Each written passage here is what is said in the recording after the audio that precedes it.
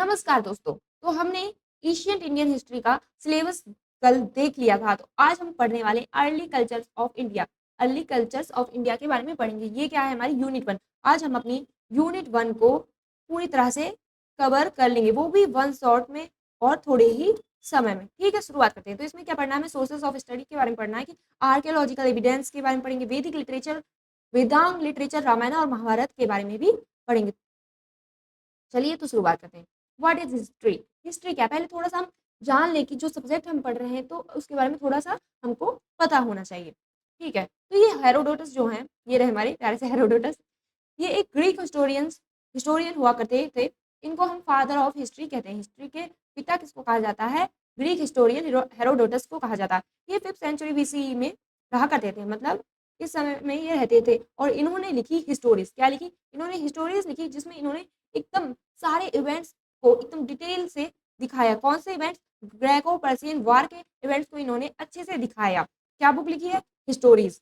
पहली बार, सबसे पहली बार किसने लिखी? इन्होंने। तो derived from the Greek word, और इसको हिस्ट्री वर्ड को कहाँ से लिया गया है? ग्रीक वर्ड से लिया गया है, जिसका मतलब होता है किस कौन सा वर्ड? हिस्टोरिया, जिसका मतलब होता है इंक्वायरी और इन्वेस्टिगेशन।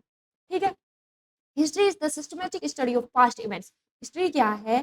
पास्ट इवेंट्स की, मतलब सिस्टमेटिक स्टडी है किसकी? पास्ट इवेंट्स की। पर्टिकुलरली, स्पेशली किसमें? ह्यूमन एक्टिविटीज, सोसाइटीज और सिविलाइजेशन को समझने के लिए, और उनका कैसे डेवलपमेंट हुआ ओवर टाइम। फिर उनकी मतलब कैसे कैसे बदलाव आते गए समय समय के साथ। अब इसमें की पॉइंट्स क्या है? नेचर, इसका नेचर कैसा है? Focuses on the facts, evidence and interpretation of past events. Past events के फैक्ट्स, एविडेंस और इंटरप्रिटेशन की जाती है। ठीक है। स्कोप क्या है? स्कोप इसमें सारे बहुत सारे सब्जेक्ट्स इसमें मिले हुए हैं, जैसे political, social, economic, cultural and environmental aspects of humanity को इसमें देखा जाता है, पढ़ा जाता है। पर्पज इसका क्या है? जिससे पर्पज इसका बहुत प्यारा सा है कि हम अपने पास्ट से सीखें कि क्या गलतियां हुई और कैसे हम फ्लरिश करें, और हम अंडरस्टैंड करें प्रेजेंट को समझने में मदद मिलेगी, और गाइड कर पाए अपने फ्यूचर को कि आगे हम ऐसे ना करें या फिर हम ऐसे करें। ठीक है। सोर्सेज क्या है इसमें? Includes written records. इसमें आते हैं रिटन रिकॉर्ड्स, ओरल ट्रेडिशंस आते हैं, आर्टिफैक्ट्स आते हैं, आर्कियोलॉजिकल फाइंडिंग्स आती हैं।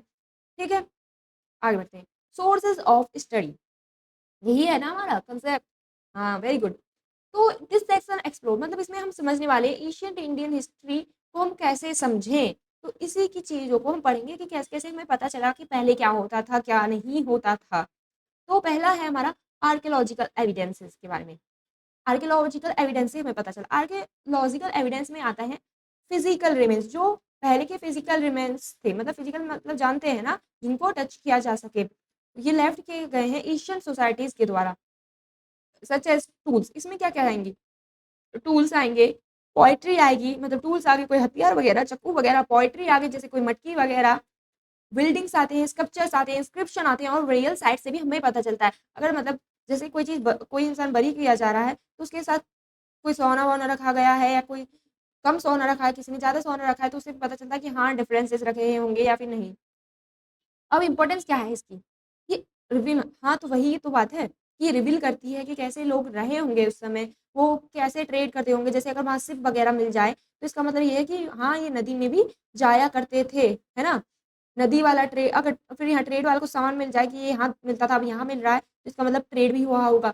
वर्शिप को अगर आइडल, मतलब कोई मूर्ति वगैरह मिल जाए, ठीक है, तो फिर इससे पता चलता है कि वर्शिप रही होगी।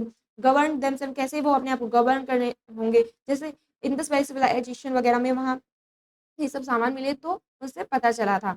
ये रहा इंडस वैली सिविलाइजेशन, वहाँ पे जो हमें स्ट्रीट्स मिली थी एकदम 90 डिग्री वाली स्ट्रीट्स मिली थी, तो उनसे पता चला हाँ अर्बन प्लानिंग रही होगी, प्लान सिविलाइजेशन रही होगी। द डिस्कवरी ऑफ सील्स, और फिर एग्जाम्पल में यही है, सील्स मिली, पोइट्री मिली, ग्रेनरीज मिली, जिससे हमें पता चला हाँ ये जो सिविलाइजेशन थी बढ़िया पढ़ी लिखी सिविलाइजेशन थी। अब देखते हैं वैदिक लिटरेचर के बारे में। वैदिक लिटरेचर डेफिनेशन क्या है? जो वैदिक टेक्स्ट होते हैं, पहला हमारा क्या हो गया? पहले में हमने आर्कियोलॉजिकल एविडेंस देखे, अब दूसरे में हमें वैदिक लिटरेचर को देखेंगे। तो वैदिक text are some of the oldest known Indian literature. ये क्या है?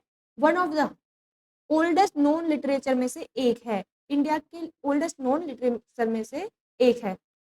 इसमें ये किस भाषा में लिखी गई है? संस्कृत में लिखी गई है, और इसमें अप्रोक्सीमेटली 1500 से 500 BC के बीच में इसको लिखा गया होगा। The Vedas include 4 main text, और जो वेदास है उसमें 4 मेन टेक्स्ट पाए जाते हैं, ऋग्वेद, सामवेद, यजुर्वेद और अथर्ववेद।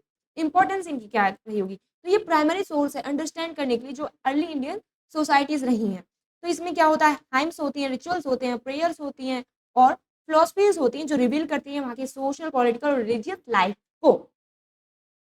ऋग्वेद, अभी ऋग्वेद जो है इनमें से ओल्डेस्ट है, इसमें हाइम्स लिखी हुई हैं जो कि भगवानों के लिए हैं, मतलब पूजा वूजा करते होंगे तो गाई जाती होंगी, जैसे अब भी हम लोग पूजा करते हैं तो आरती वगैरह गाते हैं, इसी तरह हवन वगन किया जाता तब यहाँ पे ये सब गाया वाया जाता था। Highlighting aspects of early Aryan society, और अर्ली आर्यन सोसाइटी कैसी रही होगी, और हमें ये भी पता चलता है कि वहाँ पे सोशल हायरार्की थी और वर्शिप प्रैक्टिसेस के बारे में पता चलता है। ये देखिए वैदिक इंडियन स्क्रिप्चर्स हैं, यहाँ पे एक श्रुति, स्मृति, श्रुति में वेदास आते हैं और इसमें स्मृति में ये सब आता है। श्रुति जिसको हम सुन सकते हैं और स्मृति जिनको हमें याद करना होता है, ठीक है। और ये क्लासिफिकेशन ऑफ वेदास है, ठीक है। कितने वेद है हमारे, 4 वेद, ठीक है।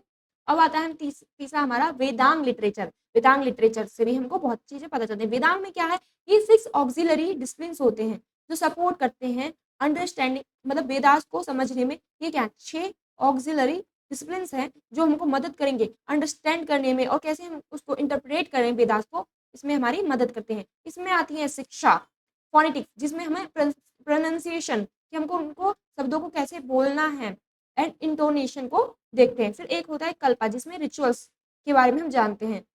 ये गाइडलाइंस होती हैं रिचुअल और राइट के लिए कि हमें ये किस तरह करना है, ये रिचुअल्स कैसे करनी है, ये आरती होगी तो यहाँ पे दिया होगा, ये होगा, ये सब इसमें पता चलता है। फिर व्याकरण, निरुक्ता, छंद, ज्योतिषा, व्याकरण मतलब ग्रामर, इसमें लिंग्विस्टिक रूल्स लिखे हुए होते हैं और इसमें सब significant works of Panini, Panini के वर्क इसमें हमें मिलते हैं। फिर निरुक्ता मतलब एटिमोलॉजी, एटिमोलॉजी मतलब वर्ड्स, ठीक है। इसमें जो डिफिकल्ट वर्ड्स रहे होंगे विराट में उसकी एक्सप्लेनेशन हमको मिल जाती है। फिर आता है हमारा छंद, मीटर जिसको हम कहते हैं। इसमें study of poetics meters use in hymns, ठीक है। तो इसमें जो पोएटिक मीटर्स यूज हुए होंगे हाइम में तो उनको समझने में मदद करता है। फिर ज्योतिषा मतलब एस्ट्रोनॉमी, अब इंडियंस तो आराम से ये समझ रहे होंगे इनको, है ना। कैलकुलेशन फॉर टाइमिंग रिचुअल्स, और रिचुअल्स टाइमिंग रिचुअल्स के लिए कैलकुलेशंस भी इसमें लिखी हैं, टाइमिंग्स लिखी हैं। इंपॉर्टेंस क्या है, ये सब सर्व करते हैं एक मैनुअल की तरह कि कैसे हमें प्रिजर्विंग द प्रोनाउंसिएशन, जिससे कि हम प्रोनाउंसिएशन सही बोलें, मतलब कैसे बोलना है वो सही तरीके से बोलें, परफॉर्मेंस कैसे करनी है, इंटरप्रिटेशन कैसे करना हमें वैदिक रिचुअल्स का, टीचिंग्स का, ठीक है। फिर आता है एग्जाम्पल, इसमें क्या है, पाणिनि का ग्रामर टेक्स्ट, कौन सा grammar text, Ashtadhyayi is one of the oldest known works on Sanskrit grammar. ये सबसे ओल्डेस्ट वर्क है, जाना गया ओल्डेस्ट वर्क है संस्कृत ग्रामर का। ये रिप्रेजेंट करता है early form of linguistic science को। ये सद वेदांग से, ठीक है। अब हमारा आता है चौथा रामायण। दो है हमारे रामायण और एक हमारा महाभारत, ये दोनों ही बहुत ज्यादा इंपॉर्टेंट बुक्स हैं। और रामायण हमारी किसने लिखी है, वाल्मीकि ने लिखी है। तो रामायण ठीक है, वाल्मीकि जी ने लिखी है। ये one of the India two great epics, जो टू ग्रेट एपिक्स हैं उनमें से एक है ये।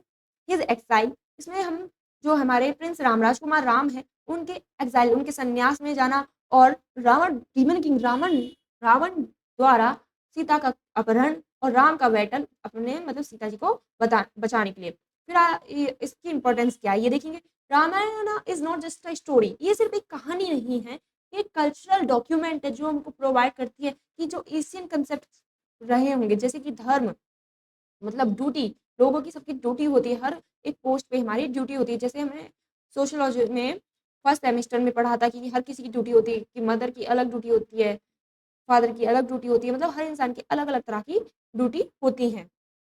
फैमिली वैल्यूज के बारे में, लॉयल्टी और किंगशिप के बारे में।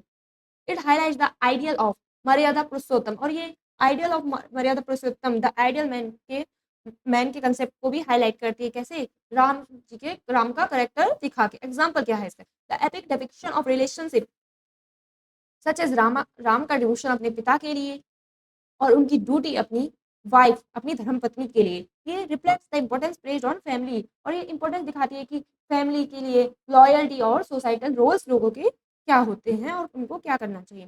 फिर आता है हमारा महाभारत, ये एट्रीब्यूट टू सेज व्यास, किसने लिखा है इसको, व्यास ने मतलब व्यास ने लिखा है, the Mahabharata is the longest epic poem in the world. ये सबसे लॉन्गेस्ट एपिक पोएम है वर्ल्ड की, जो detailing the story of Kuru dynasty, ये क्रू डायनेस्टी के बारे में बताती है, एंड द कुरुक्षेत्र वॉर, और जो कुरुक्षेत्र वॉर हुआ किसके बीच में, पांडवस और कौरवास के बीच में।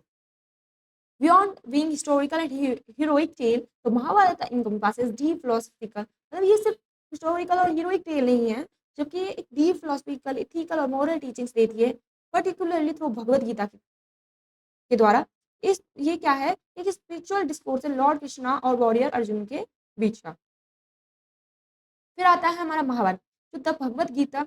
अच्छा हाँ, यही तो पढ़ रहे थे ना, तो फिर उसमें एग्जाम्पल क्या है, भगवत गीता का बताया कि उनकी ड्यूटी क्या है, सही चीज़ क्या है, कि गलत नहीं करना है, ठीक है।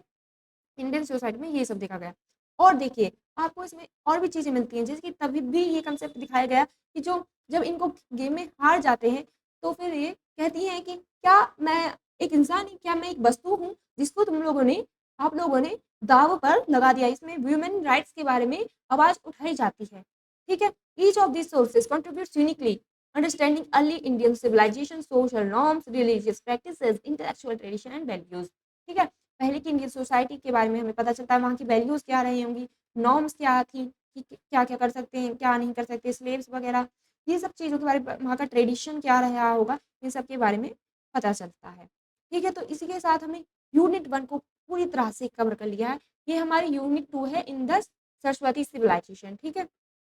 इसके बारे में हम पढ़ेंगे वीडियो 2 में, और इसी के साथ हमने यूनिट 1 पूरी कवर कर ली है। तो इसी के लिए आपको चैनल को कर देना सब्सक्राइब, पीडीएफ के लिए आपको चैनल को सब्सक्राइब कर लेना है, टेलीग्राम पे आपको पीडीएफ मिल जाएगी, और कमेंट करके बताएं कि सीरीज हम अपनी आपको ऐसे ही वीडियो लाते रहें। तब तक के लिए धन्यवाद।